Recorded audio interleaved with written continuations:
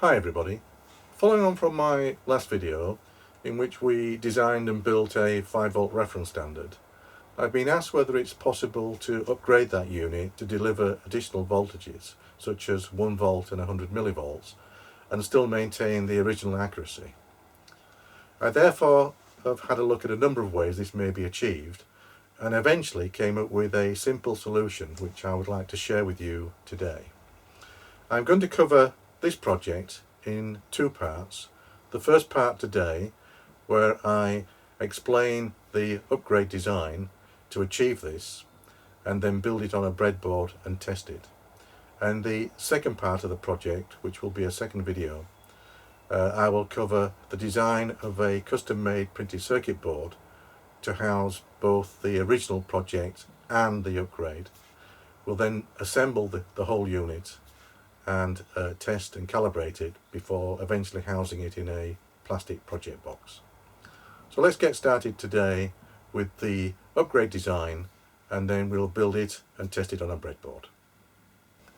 Right, here we have a block diagram of what I'm proposing today, and as you see on the left hand side here we have two blocks which is exactly the same as what we had previously on our 5-volt reference unit. So we have the 5-volt reference IC, the ISL 21009, delivering 5 volts to an accuracy of plus or minus 0.01%, and that is available on this output socket here. This particular IC is powered from a 9-volt supply coming from a battery, a 9-volt battery, via a little circuitry here which has got the auto on-off feature. So when you press the on button, the unit is switched on, power is switched on to the IC for around 2 minutes and then turns itself off. Also in this particular circuitry here we have the battery monitor, which incorporates a dual LED, a red-green LED as before, and it advises when the 9-volt battery requires replacing. So these two blocks of the circuit here are exactly the same as what we saw previously in our little 5-volt reference unit. Now the new part of the circuit are these 4 additional blocks, and the heart of it is this IC here in the middle, which is the INA 105 Texas Instrument IC, and this is a precision differential amplifier that has on the chip a thin film metal oxide resistor network, very accurate, and it has the ability to give gain but maintain an accuracy to plus or minus 0.01 of an error. So it's quite an accurate IC in terms of doubling the voltage we require today to our 10 volts. So we're going to use the configuration of this IC, which I'll show in more detail in a moment, to convert our 5-volt supply coming in to 10 volts going out. And the reason we wanted the 10 volts is that it's much easier to divide the 10 volts down by divide by 10 and divide by 100 to give the 1 volt and 100 millivolts output. Much easier than trying to divide the 5-volt reference. Now this particular IC here, the INA 105, the maximum supply voltages that this can handle, the plus or minus supply voltage here, is plus or minus 18 volts. Any higher than that and you will damage the IC. Now that is the reason we have a diode in here, because when you connect a brand new 9-volt battery, you normally find that the voltage coming out is certainly higher than 9 volts. So it could be 9.5 volts or even 9.7 volts. And if you feed that higher voltage into a voltage doubler circuit, then you will get much greater voltages here than 18 volts. So we want to try and maintain the voltages going into this particular IC, the supply voltages for this particular doubler IC here. We want to try and maintain it at plus and minus 15 volts, and the way I've done that is by adding a little diode there which drops the voltage by about 0.7 volt, just protects the circuitry if the 9-volt battery is a little bit high. Now this particular IC is a nice little IC. It's a voltage supply doubler converter IC, so not only does it double the input voltage, it also can invert it as well, so you get the two voltages coming out, a positive and a negative voltage. And it has a very, very low current, so the quiescent current is very, very tiny, and even its operating current is quite small, up to about 10 milliamps. But of course we won't be using anywhere near that current for our circuit here today. Now this IC again, the INA105, not only are we going to use it as a doubler to get our 10 volts reference, we're also going to use it as a buffer to buffer the 5 volt reference. So what we have coming out of this IC is both a 5 volt buffered reference voltage and a 10 volt buffered voltage coming out as well. And that same 10 volts is going into our voltage divider network. Now the voltage divider network I propose using today is the Hammond resistor divider network, and that's going to divide down by 10 and by 100 to give us our 1 and 100 millivolts outputs. Now all of these output voltages will be fed into a switching circuit here, which will be quite simple. It'll be a rotary switch which I'll be using, and that will then feed the output terminal at this point here. So there we have the basic circuit, and what we'll do now is we'll have a look at each of these new blocks in turn and just explain how they're going to be used in this configuration. So let's first of all have a look at the voltage supply doubler converter and just see how that's being wired up today. Well, here we see the voltage converter chip we're using today, which is going to give us the plus and the minus 15 volt supply from our 9 volt battery.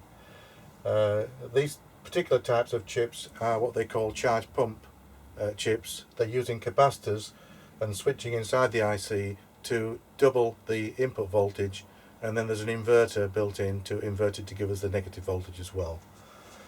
The typical output current of this chip can give you up to about 10 milliamps of current. We won't be using anywhere near that today, but these are ideal for just low power circuits. Now I've decided that we're going to use 1 microfarad capacitors for the capacitors here. If I find I have any problems with any ripple on the output voltages, you can increase the values of those capacitors up to say 22 microfarads. But we'll check that in our little circuit when we build it. The only disadvantage of increasing the value of the capacitor is that you also lower the output impedance of the output voltage. Now the maximum supply voltage that this IC can take is 10 volts, the absolute maximum. It can deliver output voltage up to around plus or minus 20 volts, absolute maximum. Typical value is up to plus or minus 18 volts. We're only going to be needing about 15 volts output, so we're getting the plus or minus 15 volts. And what I'm doing, I'm putting a little limiting diode there on the input supply to this. So rather than having the 9 volts going straight into the IC, we're dropping it slightly with a diode just to protect not only the IC, but also we don't want the output voltages to be much higher than 15 or 16 volts when it gets to our other IC, the INA105. So there we have the configuration for the voltage converter and the doubler circuit there.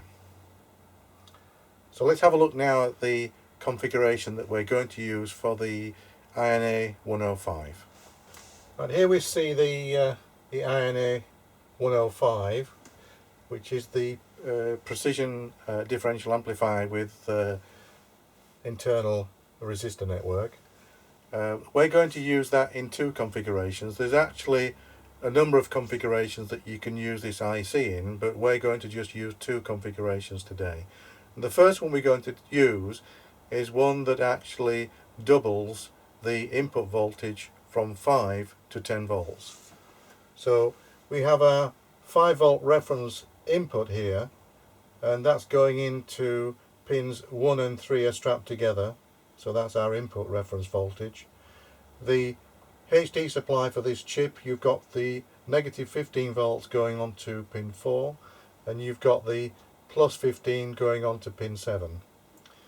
The output from this IC is coming from pins 5 and 6 are joined together, so that's the output there.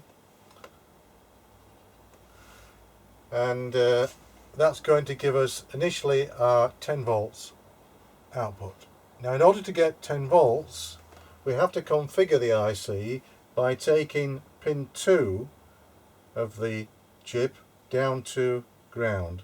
So if we simply switch this pin 2, take that pin there straight down to ground, it will give us precisely 10 volts out. Now the potential error on this is 0.01%, and the temperature drift is actually only 2 parts per million degrees centigrade. So it's quite an accurate 10 volts reference coming out. Now the next thing we want to be able to do is, rather than have 10 volts coming out, we want to have 5 volts coming out, a buffered 5 volts coming out. So this time we want 5 volts.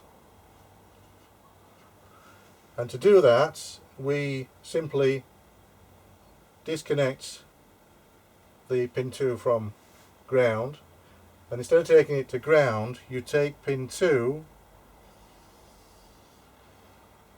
and connect it to the output. And doing that configures the IC as a unity gain buffer and gives you precisely 5 volts out with virtually no gain error at all in this case, certainly no worse than 0.001%. So you can see it's a simple way of configuring this IC for either 10 volts or 5 volts out by either taking pin 2 of the chip either to ground or to the output pin. So what we're going to do today is simply put a switch in here.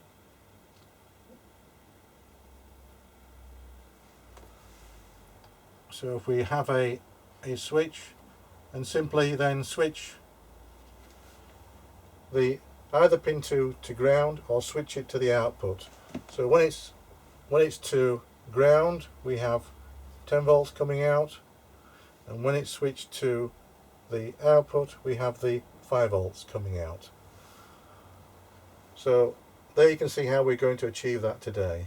The important thing is with this particular IC is we don't want to be exceeding the power supply voltages here on pins 4 and 7 greater than around 16 volts. So we need to keep it around the 15 volt mark.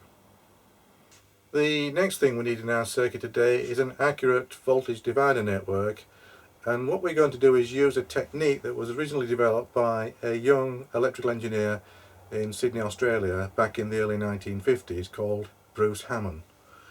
So we're going to adopt the Hammond divider network in our divider chain today to give us both the 1 volt and the 100 millivolt output we require. So here's the circuit that we're going to use. As you can see, it's a network of resistors, and we have a divide by 10 and a divide by 100 input, and the output is taken from that point there. You'll notice that we have groups of 3 resistors, so we have 3 resistors there. I've chosen 9.09k, and then the next group of 3 resistors would be 10 times greater than that, which would be 90.9k, but I've made one of them slightly higher at 100k so we can trim it eventually. The bottom part of the chain forms part of that divider network, and to get an accurate value resistor in the bottom part I've paralleled 2 6.2k resistors together to give me 3.1k, and then I'm trimming that with a fixed resistor and a variable trimmer. So the idea is that we can trim this circuit to give us exactly our output of either 1 volt or 100 millivolt. Now the way we calibrate this circuit is quite simple. We simply temporarily create a link across there and across there, and what you're doing effectively is you're putting these 3 resistors in parallel. By putting these 3 resistors in parallel it gives an effective resistance of 3.03k, and if you look closely at this network here, if you were to calculate that out, that would be also 3.03k. So we actually have an equal divider. And if we then feed in our input here 10 volts, then we simply trim this circuit to give us exactly 5 volts out, in other words half of that voltage. Once it's calibrated, we simply remove those links, and then what you will find is that the output voltage will be exactly 1 volt. Now, to get our 100 millivolts, we're using the top part of this divider network. Similar technique again. We have 3 resistors here, and we put a link across those 3 resistors, a link there and a link there, which means that that and that and that resistor, those top 3 there, are put in parallel. We then feed our 10 volts in at that point, and this time we measure the voltage here. If you look at the bottom half of our resistor chain now, the effective resistance from there to ground, the total resistance, is equal to 30.3k, because we've already calibrated that.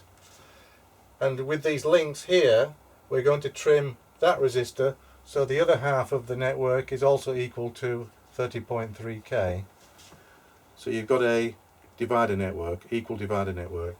So if we've got 10 volts going in at the top, the voltage we should measure there is exactly half of that, in other words 5 volts. So we trim that preset there to give us exactly half the voltage that we have going in, and once we've done that, the circuit is calibrated, and we then simply remove these links. And then if we now check the output voltage here, you'll find that you will have 100 millivolts coming out. So that's how we're going to do our divider network today. Right, well, here you see the output switching arrangement we're going to use in our project today. The switch I'm going to use is a 3-pole 4-way rotary switch, break before make type, and each section of that 4-way switch has a particular function in terms of voltage range. So we go from 100 millivolts, 1 volt, 5 volts and 10 volts. Now the first part of that switch is used to configure the INA 105 chip for either a buffer operation or a ×2 operation, and that's simply done by connecting pin 2 of that IC either to ground or connecting it to the output of the same IC on pins 5 and 6, which is what you need to act as a buffer. So when it's at ground, it's used as a ×2 mode. When it's going back to the output, it's acting as a buffer. The next switch you have in the range here is switching the divide by 100 and divide by 10 of the divider network and switching that to the output of the INA 105. So the reference voltage is going in to either the top of the divider chain at divide by 100 or lower down at divide by 10. The other 2 switch contacts there, in this case, are not needed. And finally, the last of the switch mechanisms here is selecting which is the output selection. So we either select the output from the resistor divider network, which we do on the 100 millivolt and 1 volt range, or we select the output directly from pins 5 and 6 of the INA 105, which we want to do on the 5 volts and the 10 volt range. So there we have our output switching arrangement that we're going to use today. So now let's have a look at the final circuit. Well, here's a final circuit diagram of the project today. As you can see, the top section of the circuit here is the 5 volt reference standard that we built on our previous project, so I won't go through all that again. And the additional circuitry is this section down at the bottom, where we have the voltage doubler and converter IC, the buffer and ×2 precision IC. We have the Hammond resistor network, which I described earlier, and the output switching arrangement there. So what we'll do quickly is just zoom into this section before we go and build it on the breadboard. Right, well, here's a close-up of the new part of the circuit diagram, where we're generating the additional voltages from the 5 volt reference. So the 5 volt reference from the previous module is coming in here onto pins 1 and 3 of the buffer and ×2 precision amplifier there. And that particular IC, as I mentioned earlier, the INA 105, is powered from a voltage doubler and converter chip, which is the LT1026, and that's driving with a -15 volts and a +15 volt supply, and that's generated from supplying this from the into pin 6 there, from the 9 volt switch 9 volt supply up there through a diode, as I mentioned earlier, just to drop the voltage slightly so we don't overload these ICs. So the output then from this particular IC then is either generating 5 volts or 10 volts coming out, depending on the configuration we use, and the configuration is switched by pin 2, as I mentioned earlier on, and that's achieved by this section of the output switching here. So when the switch is on either 100 millivolt, 1 volt or 10 volt, then pin 2 is grounded, but when it's on the 5 volt range, pin 2 of this chip here is coupled through to the output of the IC on pins 5 and 6. The precision resistor divider network, which is in the form of a Hammond resistor network, that's going to generate our 1 and 100 millivolt outputs, and the network there is calibrated by the use of some temporary links which we will use during calibration. Once it's calibrated, we remove all the links.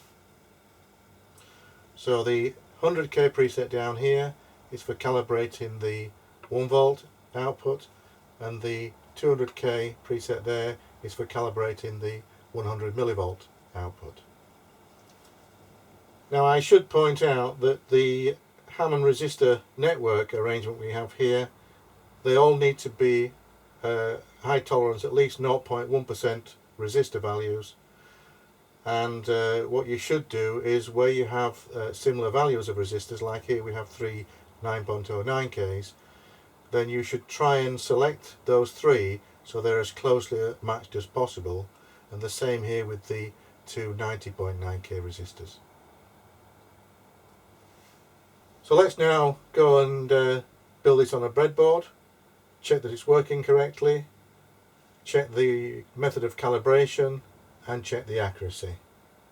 And once we've completed that, the next stage will be to build it into a completed project, which would also include the initial 5 volt reference supply. Well, here you can see now I've laid out the 2 ICs on this breadboard, which is not ideal because we will pick up some noise, but we'll bear that in mind. So we have the LT1026, the 4 capacitors. I'm using 4 1 microfarad tantalums for the moment, just to try that. The input voltage going to this IC is going through a diode. I'm using a 1N4001, which is then connected to the 9 volt battery. The output voltage from this IC are coming out on this orange wire here and the green wire. Orange is giving us our plus 15 volts, and the green wire will be feeding our minus 15 volts to the differential amplifier IC, which is there. So there you see the INA 105 chip, which will configure either for giving us a 10 volts output or a 5 volts output. So let me just zoom out and show you how I've got the meter connected, and I'll also have the oscilloscope connected to the unit as well. Right, I have the board now connected to a 9 volt battery, so we supply 9 volts in there. And what I want to do first of all is just check the output voltage from the voltage converter chip there, both the positive voltage and the negative voltage there. So if we just monitor the reading on the meter there, what I'll do first of all is connect to the positive, and then I'll connect to the negative, and we'll just check the voltages.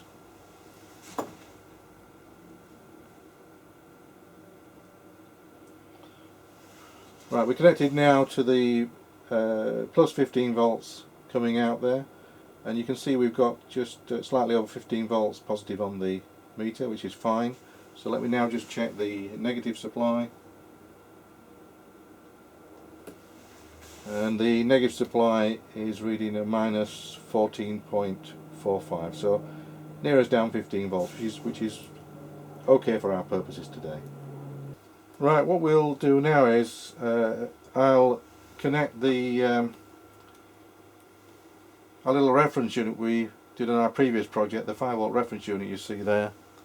I'll now connect the output from that to pins 1 and 3 of the IC here, the differential amplifier that's going in there, and I'll connect the test meter to read the output voltage on pins 5 and 6.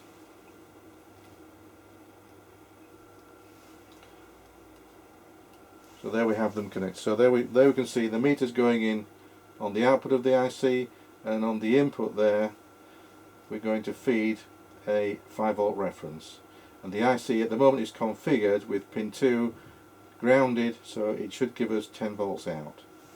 So let's now trigger the 5 volt reference unit and monitor the reading on the test meter.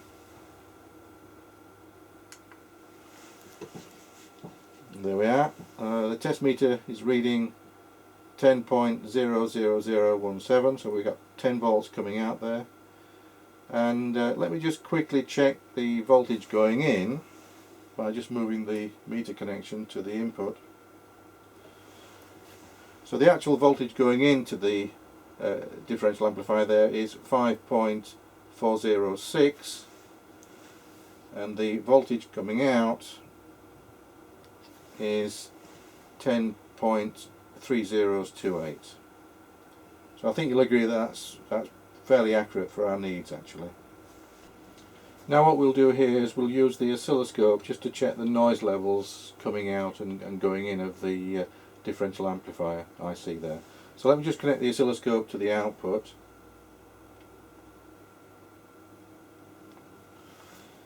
And let me switch the 5 volts reference on so we get 10 volts out. So there you can see we've got our 10 volts coming out, and you can actually see we've got some noise also, and that's probably switching noise. You've got some ringing there. If I just freeze that and have a look at that, so you can see there we've got some definite ringing, which is probably coming from the switching circuit. So let's just see whether that's going in to the input of the amplifier. Right again, and you can see that ringing is coming on the input. So the differential amplifier here is simply amplifying that noise, and that's what we're seeing on the output. So what we can do is try and filter out that noise at the input of the differential amplifier there, so that we smooth out any noise on the output. And what I propose to do is I'll connect a small value capacitor from the input pin here of the amplifier down to ground and just monitor the effect on the oscilloscope. Right, I've now connected a small capacitor there. I've put a 0.01 microfarad capacitor in there from pins 1 and 3 to ground, and as you can see it's actually reduced that noise going in. If we check the output now on the oscilloscope, and again we've had some reduction, we've still got some noise there. So let's go back to the input and let's see if we can damp down this noise a little bit more by increasing the value of that capacitor there. Well, I've just increased the value of that capacitor there on the input of the differential amplifier IC there, and as you can see it's certainly reducing the noise level here on the input you can see on the oscilloscope. So I think what we may do on the final circuit is, if we have any issues, we'll add a small value capacitor, either a 0.1 or a 0.22 capacitor from pins 1 and 3 of that IC down to ground. Well, let's now build the rest of the circuit up. Let's put the resistor network on there and test the 1 volt and the 100 millivolt output. Right, here you can see I've got the bottom section of our Hammond divider network all wired in there. So there we've got the 3 9.09k resistors. The bottom two there are the 6.2k in parallel to give us our 3.1k.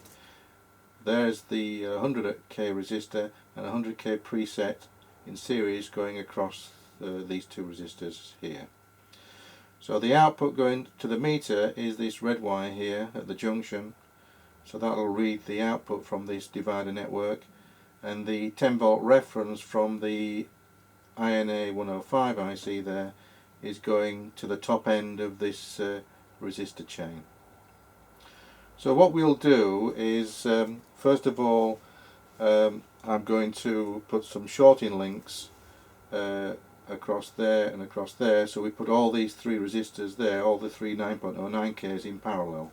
So let me do that. Well, there you are. I've put these yellow links in here, so it's now connecting those three resistors in parallel, and the output will be coming from that junction there where we've got the red wire. But what I want to do first of all is just check the input voltage to this divider network. So I'll just move the meter lead to the 10 volts going in, and I just want to measure the 10 volts going into this divider network and make a note of it. So I'll just now trigger the 5 volt reference, just let it settle down, and you see here on the meter we're reading 10.30. It's just still increasing slightly. It settles down around 331. So if we take half of that reading, so we need to note we want 5.30, about 17 when we set the preset there. So now what I'll do, I'll move the meter to the junction of the divider network, and there you can see we're getting currently 5.005 or 2 volts. So I need to trim that down now.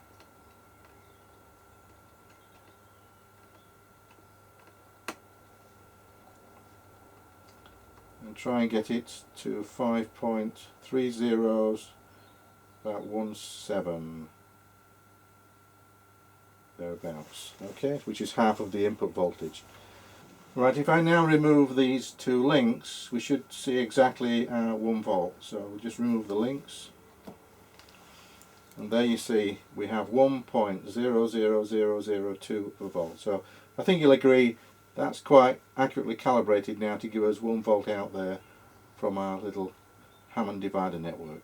So what we'll do next is we'll add the divide by 100 section of the divider network, and then we'll come back and we'll just test and calibrate that. I've now added the additional resistors here for the top of our Hammond divider network. So this is going to give us the divide by 100. So I've got the 90.9K there, there's 2 of them, 100K, 1 meg resistor and a 200K preset there. And the yellow wires here again are the links that's shorting out the resistor networks in parallel so we can actually calibrate it. So what I've done now is I've connected the output, the 10 volt reference output now, to the top of that divider chain there, the orange wire, and I'm going to move the meter reading that we're going to take here from where it is at the moment to the top of the earlier divider network there. So it's going on the top of those 9.09Ks.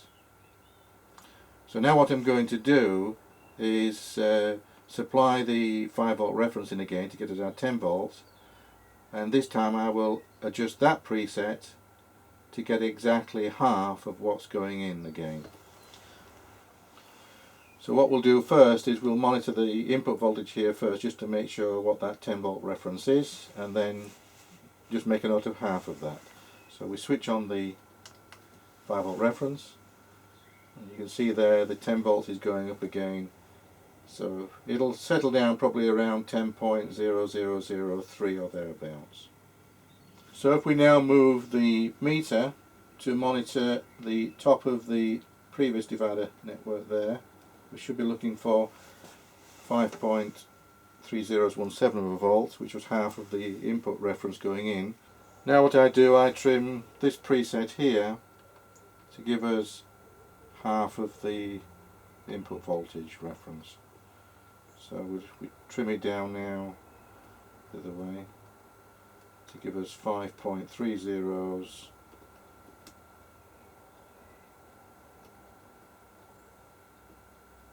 About 1.1617, about there.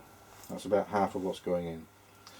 Now what we can do is remove the meter to monitor the original output reference voltage down there, and remove the two links, and we should be getting exactly 100 millivolts, and I think you can see there on the meter we've got 0.100003, so we're getting virtually exactly 100 millivolts there coming out of the unit. Well, I'm quite happy with that reading now. We're getting virtually just exactly 100 millivolts coming out of this unit there on the divide by 100 chain. Now if I move the 10 volt reference from the top of that divider network back to the lower divider network, so switching it over, we should see our 1 volt reference coming out. So there we have the 100 millivolts. So if we just switch it over, and there we have our 1 volt reference coming out. So we've got 1 volt and 100 millivolts from this Hammond divider network here. So what I've seen on here now, I'm quite happy with the way the circuit is working on the breadboard, and I think it will be a big improvement once we get it onto its own printed circuit board. Well, I hope you found that upgrade to the 5 volt reference standard we built in our previous video of interest. In part 2 of this video I'll be covering the printed circuit board design of this, the full assembly, the testing and calibration and boxing of the unit. So I look forward to seeing you next time. If you found this useful, please give me a thumbs up, and see you all again later. Bye for now.